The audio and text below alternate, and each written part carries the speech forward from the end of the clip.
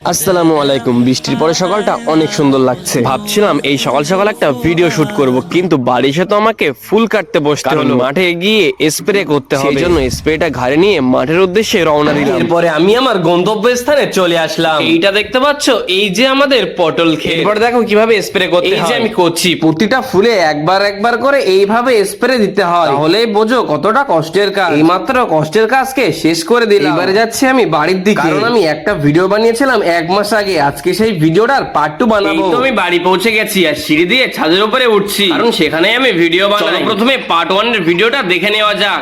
বন্ধুরা, Bingo chips কি আসলেই প্লাস্টিক চিপ? চলো সেটা দেখা যাক। তার জন্য প্রথমে তোমাদেরকে একটা বিঙ্গো চিপসের প্যাকেট নিতে হবে এবং সেটাকে সুন্দর করে ছিঁড়তে হবে এবং একটা প্রথম নিজে খেয়ে নিতে হবে। আমরা শুনেছি যে প্লাস্টিক মাটির নিচে কখনো নষ্ট হয় না। আমি একটি পাত্রে কিছুটা মাটি নিয়ে নিলাম, এর ভিতরে চিপস দিয়ে দিলাম, এরপরে মাটি দিয়ে আবার ঢেকে দিলাম। বন্ধুরা, আমরা এটা 1 সপ্তাহ পরে দেখবো এর অবস্থাটা কেমন হয়েছে। পার্ট 2 দেখার জন্য লাইক সাবস্ক্রাইব করে দাও।